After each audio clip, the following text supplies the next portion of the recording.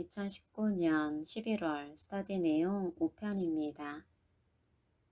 유자님, 교회 목사나 카톨릭 신부, 불교 승려들 중에도 오쇼를 좋아하는 사람들이 많습니다.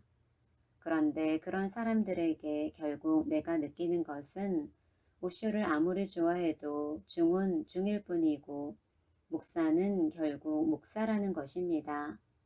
예전에 신부였다가 사제직을 버리고 산야스를 받은 사람이 있었어요. 뿌나에도 와서 몇 달 지내고 했었는데 나중에는 다시 신부가 됐습니다. 절에 있다가 승적을 버리고 뿌나로 온 사람들도 있었는데 나중에 다시 절로 들어갔어요. 왜 그럴까요? 참여자, 경제적으로 마땅한 직업이 없어서 그런 것이 아닐까요? 유자님, 그것이 제일 큰 문제죠. 절에 있을 때는 머리를 깎고 승복만 입으면 사람들이 와서 스님 하면서 돈도 주고 존경을 합니다. 그런데 머리를 기르고 일반 사회로 나오니 그냥 백수일 뿐입니다. 누가 알아주겠습니까? 절에 있을 때는 점잖게 앉아서 부처님 말씀에 하면 사람들이 바싹 다가앉아 공손히 듣지만 밖에 나가서 사복을 입고 그래 보세요. 아무도 알아주지 않습니다. 내가 가끔 농담으로 말합니다. 오쇼는 왜 그런 성직 체계를 안 만들어 놓았을까? 그런 것을 만들어 놓았으면 나도 한국에서 추기경이나 주교 같은 자리 정도는 하나 할 텐데. 참여자, 저도 예전에 명상나라나 오스카에 가끔 들어갔었습니다. 유자님, 오스카는 오쇼 산야신 코리아 어소시에이션의 약자로 이름을 붙인 것입니다. 한국의 오쇼 산야신, 오쇼 친구들의 협회를 만들려고 했어요. 오쇼를 읽는 사람들은 다들 외롭지요. 어디에 가서 오쇼 이야기를 할 곳도 마땅치 않잖아요. 기존의 산야신들도 있지만 모두 뿔뿔이 흩어져 있어요.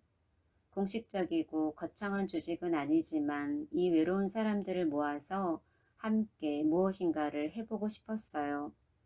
특히 다른 것은 다 필요 없고 1년에 한 번씩만 페스티벌을 하면 좋겠다 싶었습니다. 오쇼 산자신들이 한 달에 10,000원씩만 회비를 내서 1년을 모으면 서울에서 꽤 좋은 공간을 빌릴 수 있을 것이고 그곳에서 동영상도 보여주고 오쇼 음악이나 책도 팔고 오쇼와 관련된 모든 것을 전시하면 오쇼를 알리는 엄청난 축제가 되지 않을까 생각했지요. 그런데 결국 제대로 시도도 못 해보고 무산되고 말았습니다. 명상나라 사이트는 문 닫을 당시에 회원이 거의 48,000명이었어요. 당시에 명상과 관련해서는 국내에서 최초이자 최대 사이트였습니다. 아직 블로그나 인터넷 카페, SNS 같은 것도 없었으니 모두들 인터넷 사이트로 모여들었어요. 또 유지 크리슈 나무르티, 끼란바바, 메어바바, 강가지 같은 한국에서 알려지지 않은 스승들을 처음 소개해서 사람들의 관심이 굉장했어요. 명상나라는 종합 백화점 같은 곳이었어요. 지금은 유명해진 여러 명상 관련 단체나 인물들도 당시 명상나라에 들어와서 영업을 활발히 하고 광고도 많이 했어요.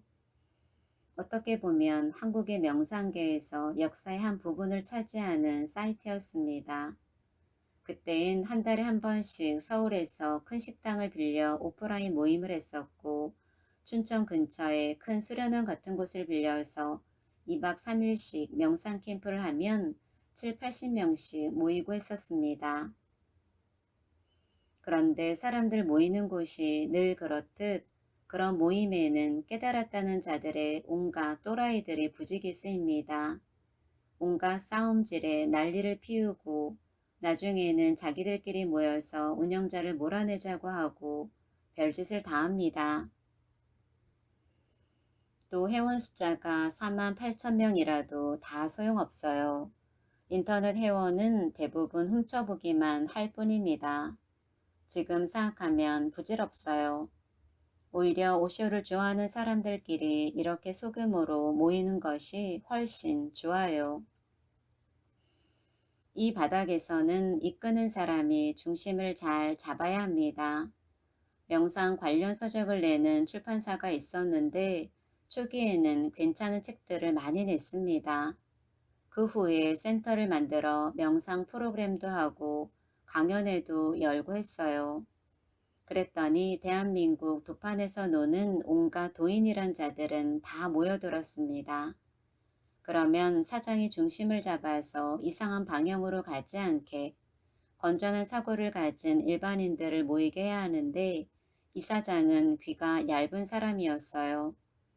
특이한 말을 하는 사람들만 만나면 너도 와서 해 하고 모두 끌어들이니 이상한 또라이들 집단처럼 돼버리는 겁니다. 그래도 장사가 되면 괜찮은데 그런 사람들 특징은 입만 요란하지 실제로는 비즈니스를 하는데 도움이 안 된다는 것입니다. 결국은 사업이 부도가 나고 사장은 밀려났습니다. 그때 막 웰빙이나 요가의 바람이 불고 있었어요. 요가나 웰빙은 미신적인 요소들이 별로 없고 건전하잖아요.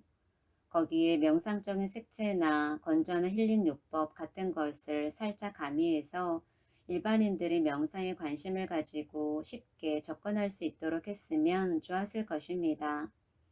그런데 기치료니 전생 체험이니 하는 기묘한 것들이 주축이 되어버렸어요. 오히려 그런 사람들을 다 물리쳐야 했습니다. 내가 명상단을 운영하면서 벌이는 안 되고 사이트 유지에 투입해야 할 비용이 많아 결국 문을 닫았습니다. 그런데 그때도 보면 깨달은 사람이 드물다고 하는데 자칭 타칭 깨달았다는 사람이 명상나라 회원 중에서만도 한 100명은 되었을 것입니다. 이제는 명상판의 경향이 달라졌습니다. 예전처럼 돌을 닦는다. 누가 깨달았다 하면 근엄하게 품을 잡는 시대가 이제는 갔어요. 예전에는 아는 사람들도 별로 없고 전문적인 느낌이 들던 힐링이니 테라피니 하는 단어를 이제는 일반인들도 가볍게 씁니다. 화장품에도 쓰잖아요. 이렇게 일반화되면서 명상이라는 단어가 갖고 있던 신비주의, 권위주의가 무너졌어요. 그것은 굉장히 좋은 현상입니다. 이제 계룡산 도사들이 사기를 칠 수 있는 시대는 이미 가버린 것입니다. 물론 아직까지도 시대에 뒤떨어진 사람들이 있긴 하지요. 가끔 방송을 보면 개량 한복을 입은 사이비들이 산에 산다는 이유 하나만으로 도인 행세를 하더군요.